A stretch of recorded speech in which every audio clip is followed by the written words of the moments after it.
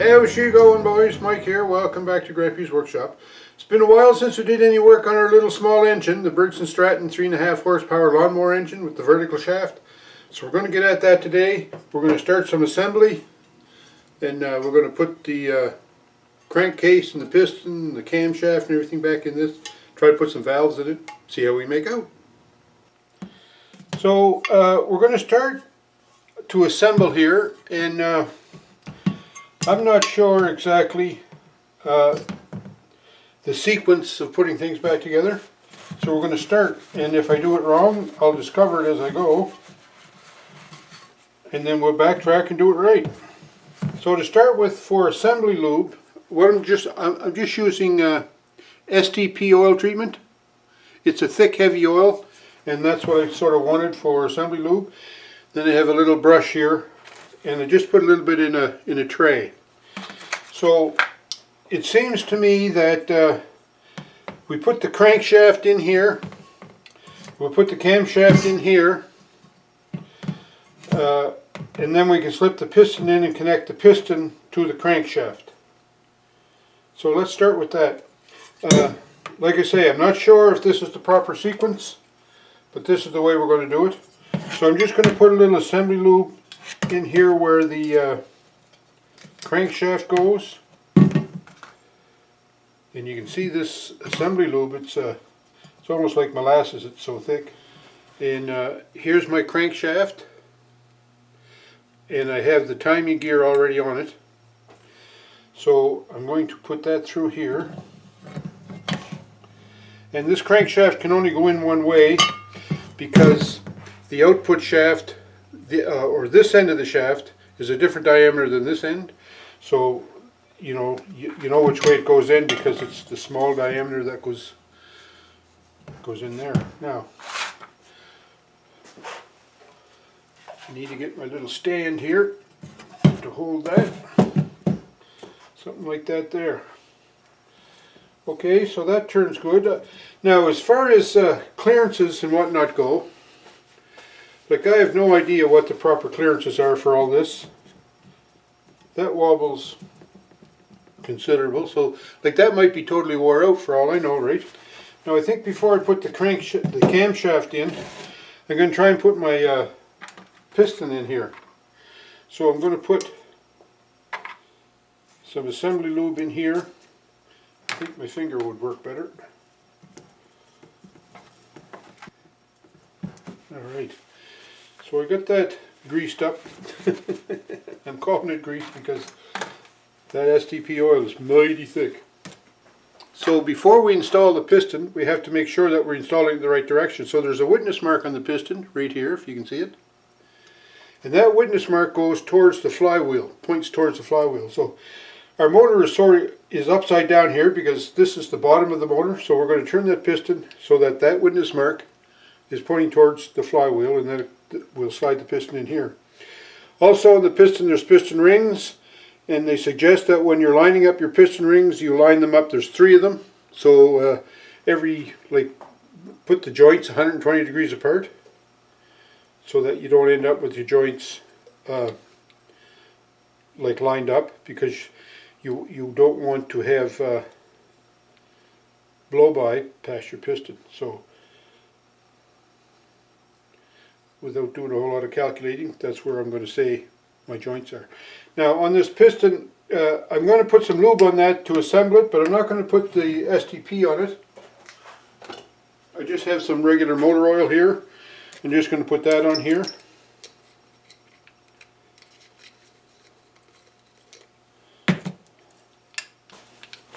Now if you were doing a complete engine overhaul job, you would put new rings on it. And there's a special tool you can get for putting rings on, and it looks something like this. And all it is you set both ends of the piston ring in this. You spread them apart, but not too wide apart because the piston rings are brittle, you don't want to break them. You spread them apart just large enough to slip over top of the piston, and you let them go and set them in place. So that's what this is. It's a piston ring tool. So now I move my piston rings, so I'm going to reposition them. something like that. Put a little assembly lube on here, and I'll put some on here while I'm at it. There we go. So in order to put your piston back in the cylinder now, well, there's lots of different ways you can go about that. You can wrestle and fight with them to try to get the rings to compress so that it'll slide in the cylinder, or you can get a piston ring compressor, and that's what I have here. And all this is, it's a metal band with a ratchet on it so that you can turn this, and that tightens up the band, compresses the piston rings. So I'm going to put that on here.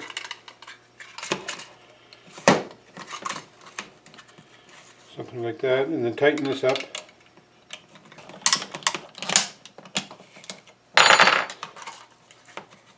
You know, this looks fairly easy to do, but when you get oil on your hands, it makes it a little tricky. So, with the rings compressed as tight as I can get them there, I think, we're going to put this in, and like I say, put the witness mark towards the flywheel, so it goes in this way. Start the piston in the cylinder. Make sure that it's clear of the crank, and then lightly tap the piston down into the cylinder. I'm going to stand this up so I get a better hit on it.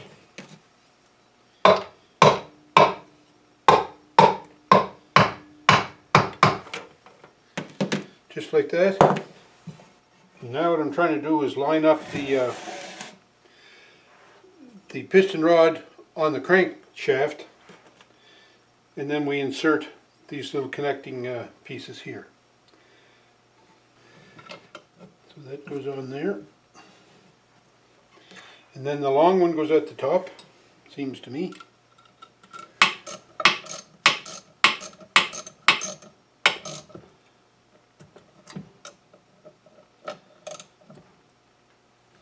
Now the camshaft.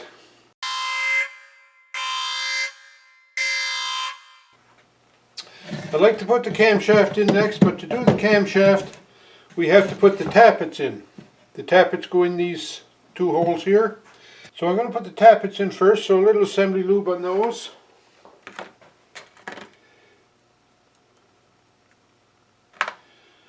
The tappets are both the same as far as I can determine.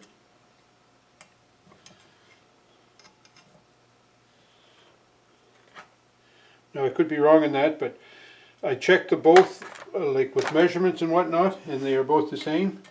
Okay, now we should insert this in here. Oh, but we have to do the timing thing. So on the timing gear here, there's a mark. There's the timing mark right there, and that timing mark lines up with this indentation right here on the timing gear, on the cam gear I mean. So we'll insert that in there. There we go. So now we have this timing mark on the gear that's on the crankshaft lined up with the notch on our camshaft, and the tappets are in place. And then the other thing that we have to add in there is the governor and the oil slinger. So this is the governor and the oil slinger mechanism. So that's going to go something like so.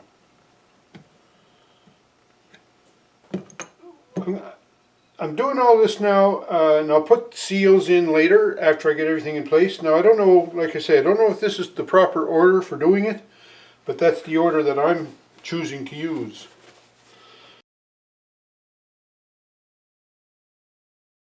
What else do I need to put in here? So my governor is there, and the lever is set correctly as far as I know. The cam is in, the tappets are in, the piston is in. The connecting rod is connected and torqued down.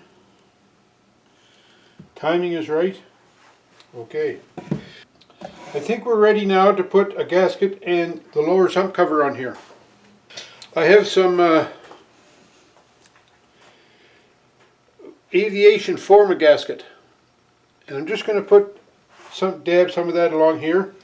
And this gasket is like a I don't know, papery type gasket, paper material. So I'm just thinking it might help in assembly. Anyways, I'm going to put it on, right or wrong. So just a light coating along here. And I'm going to try not to get any on the inside of the block, of the crankcase, I mean. In the comments below, leave a comment to what you think. Should I put former gasket on here, or should this just been a clean connection with just the gasket in there? Anyways, kind of fun painting this on there anyways. Okay, that's that. Okay, that doesn't look too bad. Now, we'll put the gasket on. And there's a couple of locator pins here, dowel pins, so we can set the gasket on those. Set it in place, something like that. Okay. I'm going to put some assembly lube in this opening here. That's where the camshaft will go. And then in here where the crank goes through. But I'm going to put a little former gasket on this sump cover too.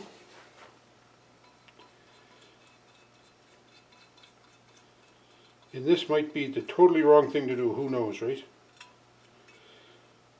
But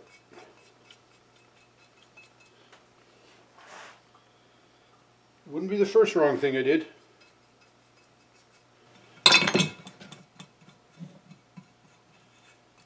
Alright. Okay, so my gasket's in place. I've got both surfaces with former gasket on it. So now this should just slide in there just as slick as anything. And I hope I can get my governor lined up. I guess if it all goes together,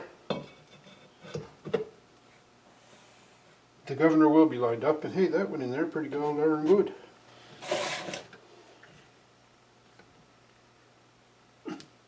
Can't turn it though. I wonder if that's a bad sign. Gonna put some of these assembly bolts in there to hold that sump case on. And I might just put some never seize on them, because I never want them to seize.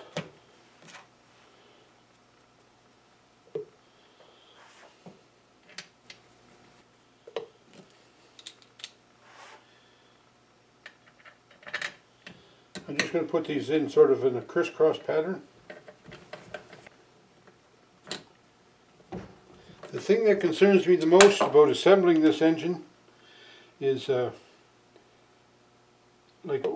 of course, whether I'm doing it right or wrong. But if I get it all together and I forget something, I have to take it all apart again. And that's going to be messy because of all the oil and grease and gasket goo and everything I put on it. But it's been done before, so I should be able to do it.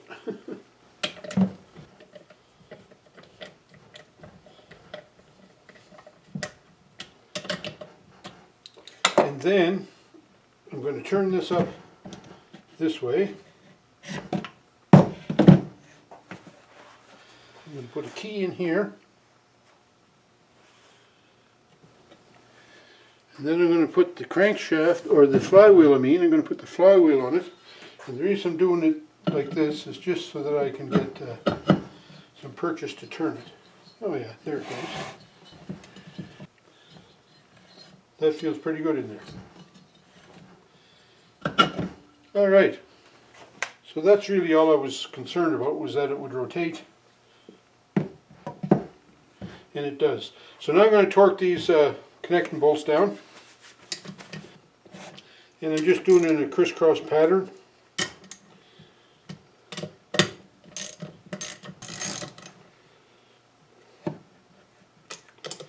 Just snug these down one final time.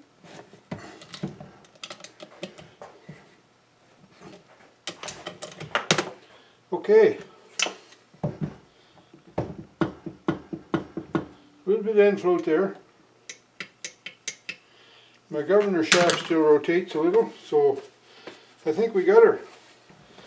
And one other check, we can just, if I can turn this again, we can watch, see if our tappets move, and they do.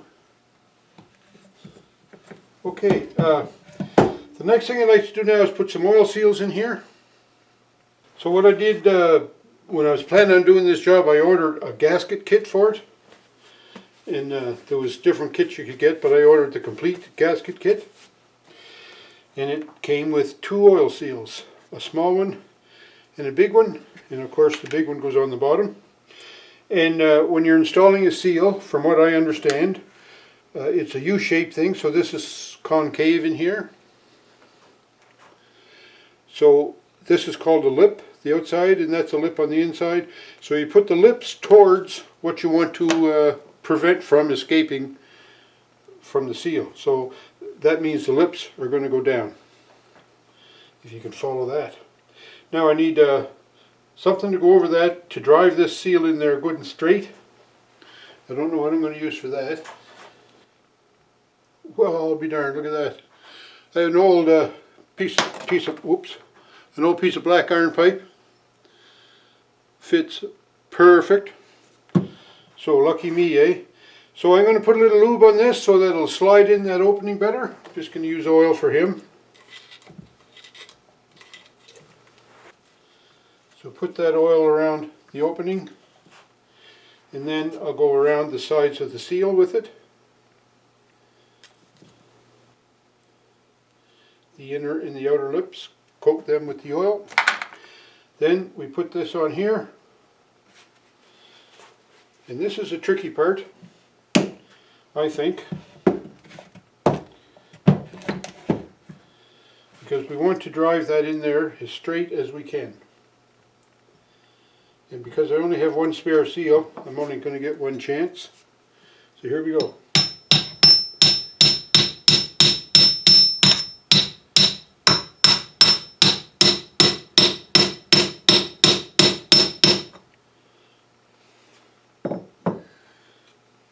Now I'm not sure how good you can see that, but I'm pretty impressed with my work there. It went in pretty good. Okay, so that's the output one. Now we do the input one, and of course it's the smaller seal. And again, with the concave we put the lips down, but now I need something that size to drive that one in.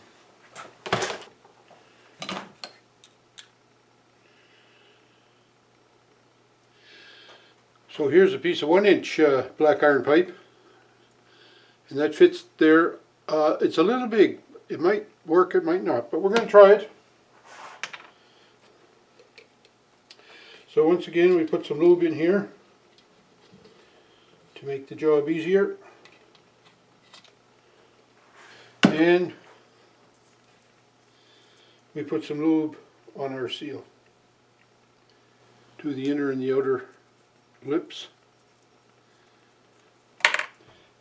Set that in place with our seal insert tool.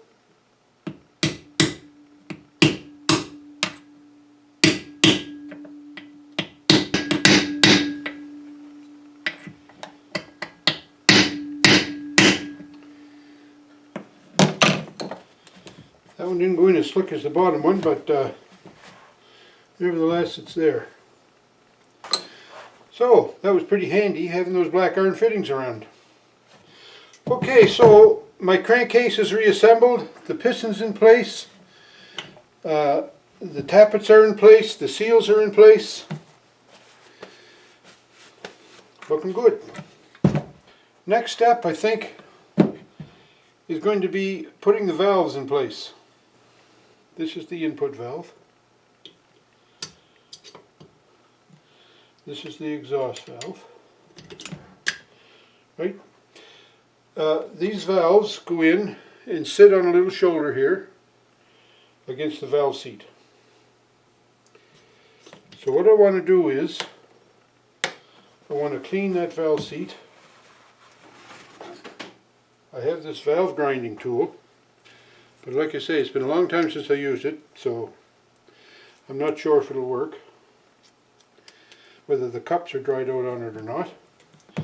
But in conjunction with the valve grinding tool, you need valve grinding compound. What I want to do is, I want to turn this crank so that the tappet is at the bottom, and it is. So now my input valve should seat.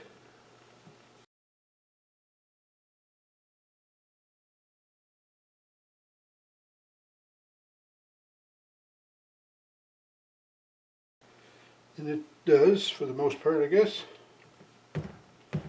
This valve grinding compound has a very fine grit in it, and it's held with a grease.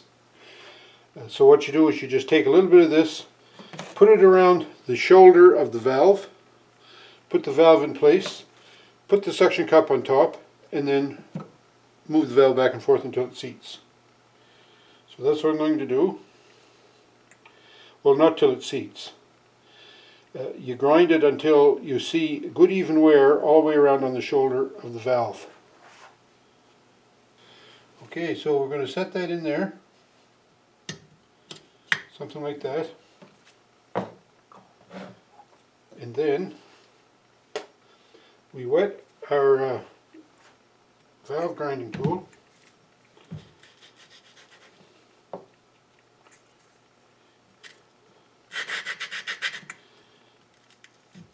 And if you heard that,